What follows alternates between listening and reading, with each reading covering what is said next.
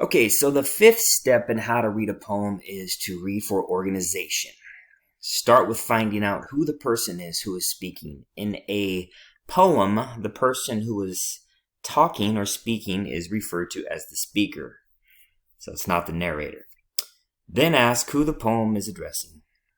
What kind of person is being spoken to? What kind of pattern is there?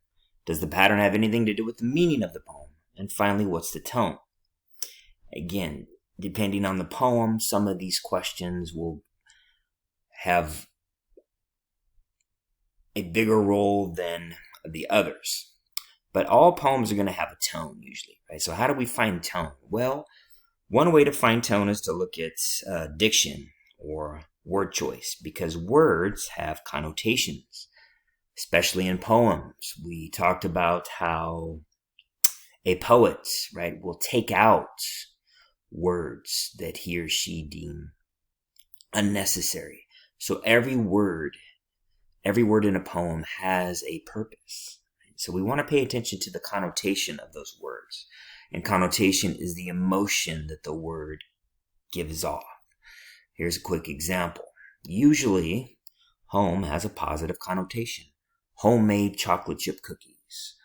Mom's home cooking. I'm going home for the holidays. It kind of evokes this warm sense. Whereas a word like shack usually has a negative connotation, right? Oh, he's homeless, and he built himself a shack out of corrugated metal or something like that.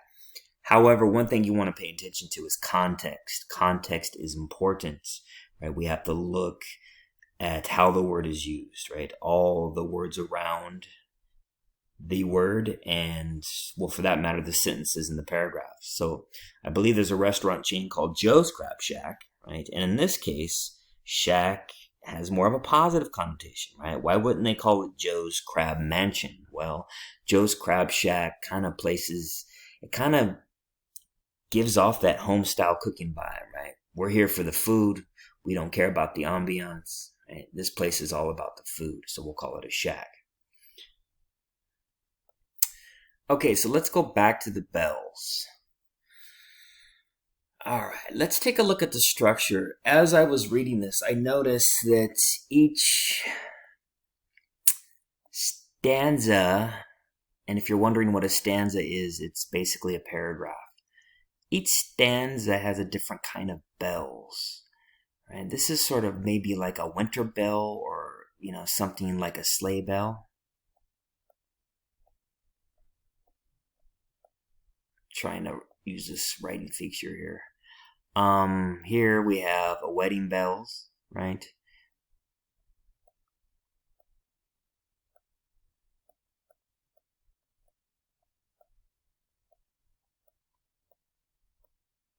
Next stanza we have alarm bells.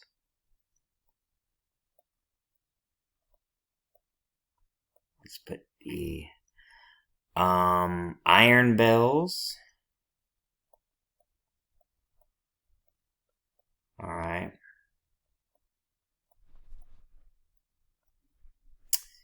And that's the last one. Okay.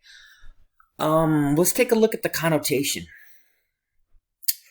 Well, words like crystalline delight, and we talked about the sound, jingling and tinkling, tinkle tinkle, right?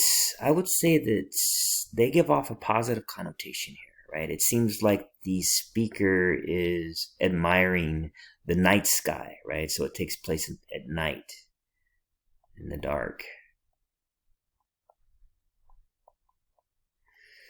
All right, here are the mellow wedding bells. I think mellow so far seems to be positive. What a world of happiness their harmony foretells. Okay, so this works. If we're talking about wedding bells, that kind of evokes a positive connotation.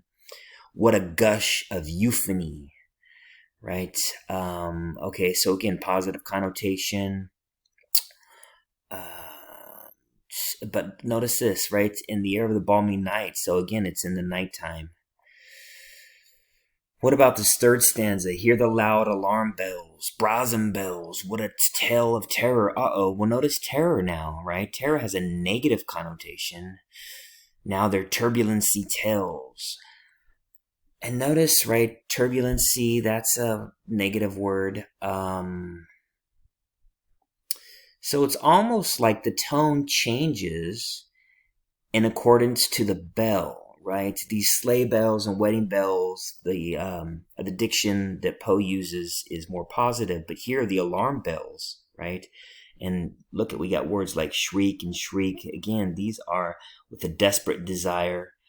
The danger ebbs and flows, right? Bow, bow. Sorry, that's my interpretation of the bells. But look at here, of the bells, bells, bells, bells, bells, bells, bells. Right? So there's definitely like a sense of urgency going on here. So we've gone from tinkle, right? Crystalline delight, tinkling, to the chiming with a gush of euphony, to this sense of urgency, this desire, right? So the tone shifts. What about this last one? Okay, so we got the iron bells. Let's see. To the throbbing of the bells.